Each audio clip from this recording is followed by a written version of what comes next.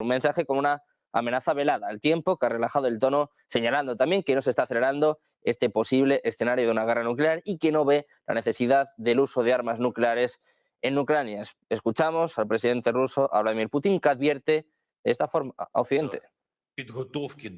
Ну, с военно-технической точки зрения мы, конечно, готовы. Они у нас постоянно находятся в состоянии боевой готовности. Это первое. А второе, и это тоже общепризнанная вещь, наша триада, ядерная триада, она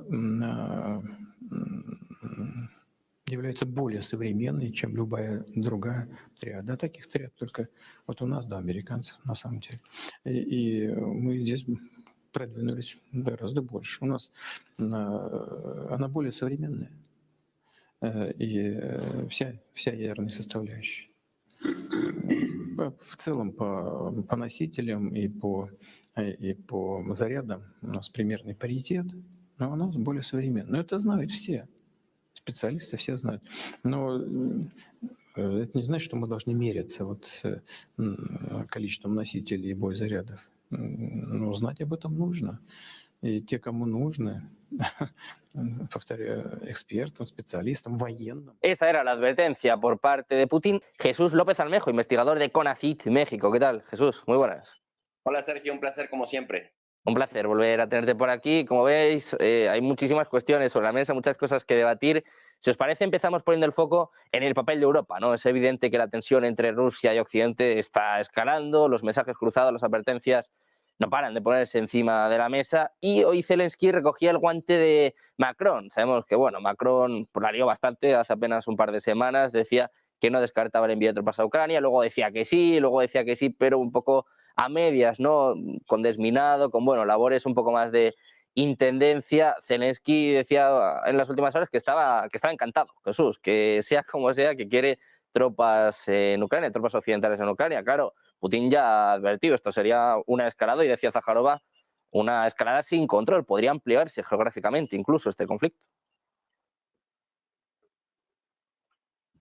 Definitivamente, Sergio, pues Zelensky en este momento está haciendo parte del trabajo que le queda para ser consistente con el discurso que ha venido manejando desde hace por lo menos un par de años. Es decir, vamos a resistir hasta el final, vamos a estar aquí y no nos vamos a mover, y preferimos tener cualquier cantidad de problemas, por ejemplo, el agotar nuestro sistema de reclutamiento, el también hacer que todos nuestros soldados de alto nivel pues estén claros en que aunque yo no sea parte de la cúpula militar, mientras yo, presidente de Ucrania, sea el único capaz o el más capaz entre la cúpula política ucraniana de gestionar recursos para este país y para mantener la lucha, pues soy el único indicado para estar al frente. ¿A qué voy con estos ejemplos, Sergio?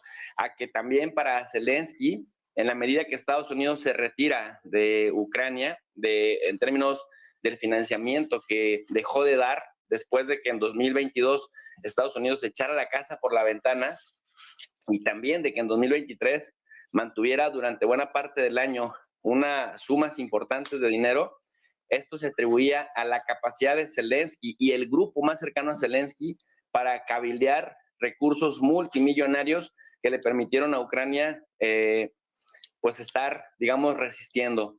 Sabíamos que no solamente era Ucrania, sino un conjunto de diversos actores internacionales, tanto actores estatales como actores no estatales, sobre todo corporaciones que han hecho una gran riqueza a partir de esta guerra, porque, bueno, han podido vender armas a diestra y siniestra, pero también han podido mejorar los ingresos y a partir de la especulación, el valor de sus acciones también en las diferentes bolsas. Eso por un lado. Por otro lado, recordemos que también finales del año 2023, por ahí de septiembre, aquí se le ha dado mucha cobertura muy amplia al respecto, el que Zelensky originalmente no tenía competencia política interna, pero el Instituto Internacional de Sociología de Kiev ha estado levantando encuestas y sondeos, y de pronto decía que las tropas ucranianas, el ejército de Ucrania estaba mejor evaluado que Zelensky, aun cuando Zelensky no tenía una o sea, no tenía una desaprobación, estaba como por ahí de 68%,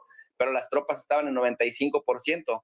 Pero dentro de esas tropas, recordemos que a Valery Zaluzhny, que por cierto ya es embajador de Ucrania en el Reino Unido y que más que premio parece que lo sacan de la jugada interna, porque estas encuestas justamente mostraban a finales de año, por ahí de diciembre, entre noviembre y diciembre, que la aprobación de la gestión, públicamente hablando, de Zaluzhny estaba por ahí del 82 al 86%, mientras Zelensky, siendo buena su nivel de aprobación en comparación de otros líderes occidentales, pues era básicamente de 68%.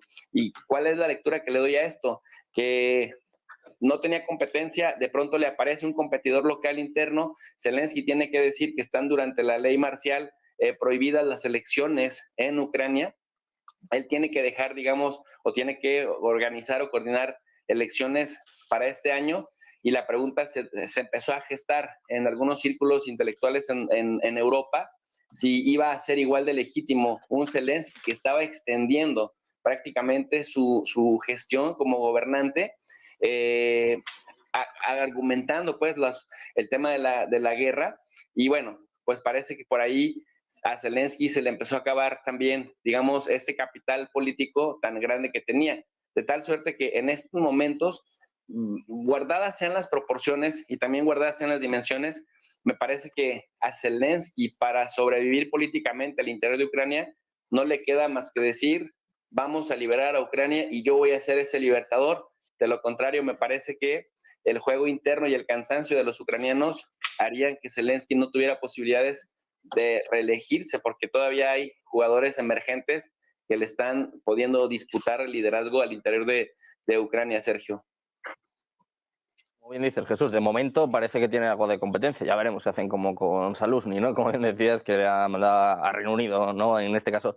Jesús, si te parece, nos entramos un poco más en el conflicto en Ucrania. Se hizo, desde luego, viral la entrevista de hace un mes de Tucker Carlson con Vladimir Putin, pero en las últimas horas ha tenido lugar otra entrevista con algunos de los principales medios rusos en las que Putin ha lanzado una advertencia nuclear bastante clara, ¿no? Decía Jesús que Rusia está preparada, ¿no? Dice, no sé los demás, pero nosotros, decía, técnicamente, sobre todo, estamos preparados. No es una amenaza directa, ni mucho menos, porque también ha rebajado el tono. Ha dicho que no hace falta emplear armas en Ucrania, es evidente, ¿no?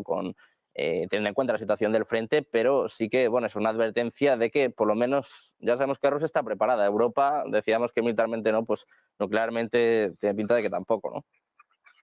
Sí, definitivamente. Mira, Sergio, lo que ocurre en Ucrania y este viraje que da Europa y que se pierden, decíamos, las fronteras entre lo que es la Unión Europea en esencia, una organización regional con temas jerárquicos, con una multifactorialidad de enfoques para lograr la coexistencia pacífica y el crecimiento colectivo como región. De pronto, cuando escuchamos a Josep Borrell o a la misma Ursula von der Leyen, parece que estuvieras escuchando a un par de voceros de la OTAN. Entonces, se pierden las fronteras con la OTAN, la Organización del Tratado del Atlántico Norte, que es en esencia rusófoba, que fue creada en el 48 justamente para combatir a Moscú en su versión Unión Soviética o en su versión Rusia zarista o en su versión Rusia putinista.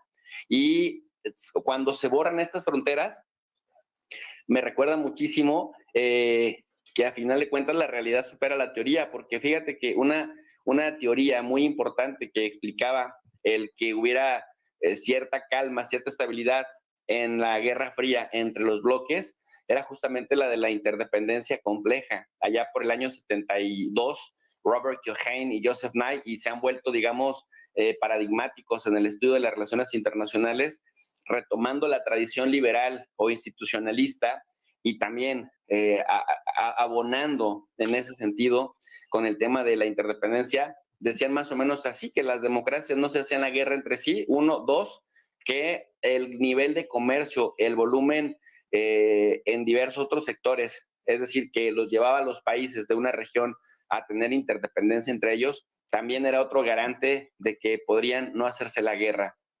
Sin embargo, en Ucrania se rompe este paradigma porque vemos que no es la interdependencia compleja lo que ha evitado la guerra directa, sino lo que decía el realista estructural, Kenneth Waltz, que es más bien la disuasión nuclear la que evita que los países se vayan a la guerra. Y menciona esto porque, mira, la interdependencia compleja partía de 3 puntos, que había canales múltiples que conectaban a sociedades que incluían nexos informales entre élites gubernamentales, pero también entre élites no gubernamentales y organizaciones transnacionales. Entonces, era tanto las conexiones múltiples que era muy difícil que el encono de los gobiernos rompiera todo lo demás y llevara a los países a la guerra. También hablaba de una agenda de relaciones interestatales de múltiples canales que no estaban colocados en una jerarquía de un tema sobre otro, sino que todos los temas interconectados caminaban más o menos a la par. Y la otra, el tercer punto que decía esta teoría, que la fuerza militar no se empleaba por los gobiernos contra otros gobiernos de la región cuando predominaba la interdependencia compleja. Sin embargo, hemos estado observando, Sergio, y esto es lo que rompe casi con la lógica y con el sentido común, como por ejemplo, a pesar de que Alemania, Austria, Italia, Polonia, los países bálticos, Finlandia, eran sumamente dependientes de los hidrocarburos de Rusia, se han atrevido a dar el paso, es decir, han sido como los más beligerantes. Y si bien es cierto que Scholz casi siempre públicamente dice no a los, por ejemplo, no a los challengers, no a la ayuda directa a Ucrania, no a llevar tropas a Ucrania, siempre va rompiendo sus propios nos. Y cuando contrastamos la estrategia alemana en el caso de Ucrania versus la estrategia francesa, siempre vemos a un Macron echado para adelante, de dientes para afuera, diciendo todo el apoyo a Ucrania hasta la victoria con Ucrania, vamos a hundir a Rusia, vamos a subdesarrollar a Rusia, Ucrania tiene todo nuestro apoyo, no podemos permitir que Rusia gane. Y Alemania, decía yo, por el contrario, siempre es no vamos a traspasar ciertas líneas rojas porque no queremos que Alemania se implique en una guerra contra Rusia. Pero en la realidad, Sergio, cuando hacemos un análisis global de la ayuda material probada que ha dado Alemania, que ha sido muy criticada además por un supuesto escepticismo de que por cobardía no ayuda a Ucrania, pero resulta que Alemania le ha dado como 20,000 millones de euros en artillería y en dinero a Ucrania, con todos los nos de Scholz, mientras que Francia, si le ha dado 2,700 millones de euros, ha sido muchísimo. Entonces tenemos que, habiendo ayudado 10 veces menos, ha jalado los reflectores porque justamente Macron, para jugar o por jugar al señor de la guerra, ha dicho esta incoherencia de incluso meter tropas de la OTAN, abiertamente de la OTAN a Ucrania, mientras que Scholz, mientras dice no, sí va incendiando el tema de la guerra, y sabemos que buena parte de lo que ha permitido, la variable que explica, que Ucrania esté resistiendo en el frente, es justamente la ayuda que materialmente material, política, financiera, comercialmente, le han brindado desde Estados Unidos principalmente, pero también desde Europa. Y esto rompe lo que decíamos, el que Polonia, Alemania, Italia, Austria y los bálticos más Finlandia, pues sí se estén implicando directamente en la guerra, porque ellos lo único que dicen es solamente falta que manden tropas al frente, pero de que están metidísimos y de que han comprometido su arsenal, su dinero en el tema de Ucrania, pues es más que obvio. A final de cuentas, lo que vemos que ha evitado que directamente se enfrenten las potencias y nos lleven, digamos, a una catástrofe como la de los años 40, es la disuasión nuclear.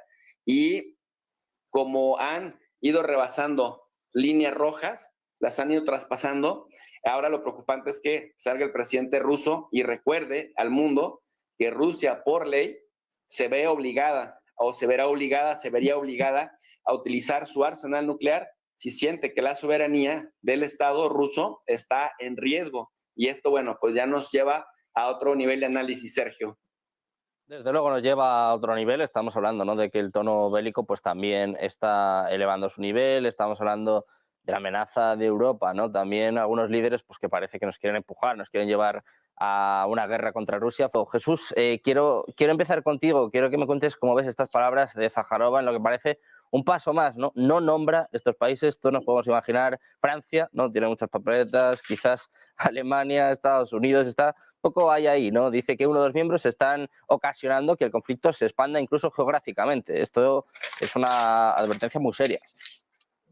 Sí, definitivamente, Sergio. Y mira, pues hay dos señales que me gustaría mencionar para complementar lo que ha dicho la portavoz del Ministerio del Exterior de Rusia.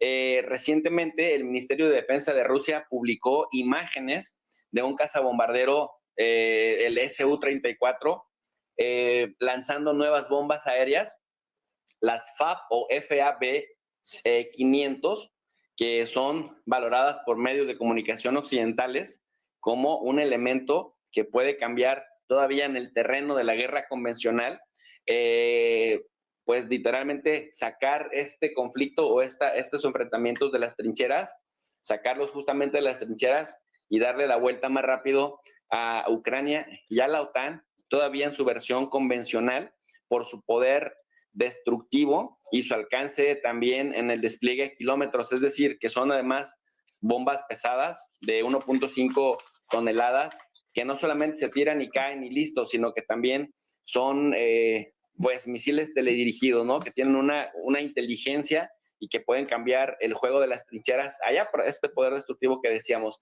Y dos, eso por un lado en lo convencional. Dos, el 9 de marzo se está dejando, digamos, de lado, está pasando desapercibido en algunos medios, pero yo quiero retomarlo para que no sea también el caso.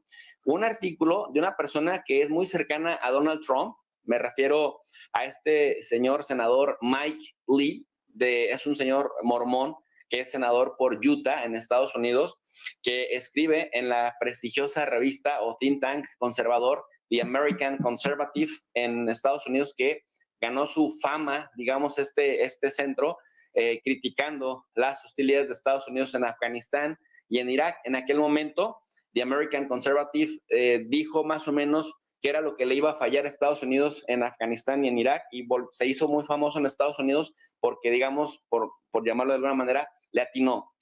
Ahora, Mike Lee, este senador por Utah, que es muy cercano a Trump, escribe un artículo que se llama "La OTAN puede tener a Ucrania o a Estados Unidos, pero no a ambos". Cuando uno se mete a leer ese artículo, lo que en esencia dice es que Estados Unidos no puede ni debe acompañar a Europa. Fíjate, como si Europa por sí sola hubiera querido enfrentarse a Rusia y no Estados Unidos empujándola, que no puede seguir las locuras de Europa y particularmente de Macron, desafiando a Putin, no puede subordinarse a una élite globalista para trazar todas las líneas rojas que Rusia abiertamente ha marcado desde el año 2008, y que entonces prácticamente Estados Unidos, en caso de que Jens Stoltenberg, que además Jens Stoltenberg tiene la obligación, dice él, de administrar solamente la OTAN y no de tratar,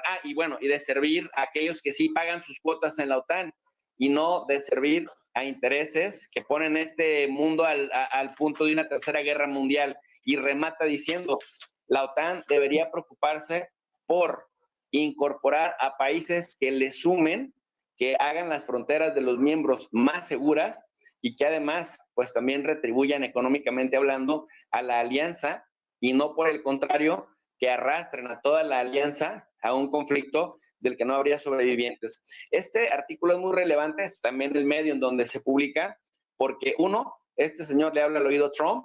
Dos, está, digamos, en un comité decisional en el Senado que influye en la política exterior de Estados Unidos hacia Eurasia. Y tres, porque parece que esa sería la línea y la lógica de pensamiento de Trump, que tiene serias posibilidades de ganar la presidencia de los Estados Unidos, y más ahora que ya ha amarrado la candidatura republicana, y que en el Poder Judicial de Estados Unidos cada vez hay más resoluciones que dicen, bueno, aunque Trump esté implicado en decenas de procesos legales, puede ser candidato y puede ser presidente aún con todos estos problemas legales. Y de ser ese el caso, Europa se tiene que preparar sí o sí para un escenario en donde se haga completamente cargo de la OTAN y de Ucrania. Y ahí es donde me parece que tiene mucho sentido lo que viene diciendo Zaharova de el acelerar por parte de Rusia, y también lo decía mi compañero Diego, el que de alguna manera la falta de líderes en Europa y por otro lado Rusia también haciendo hincapié en esa debilidad, en esa falta de liderazgo y en esas divisiones en Europa, pues le pueden cambiar completamente la jugada a Ucrania en el frente, Sergio.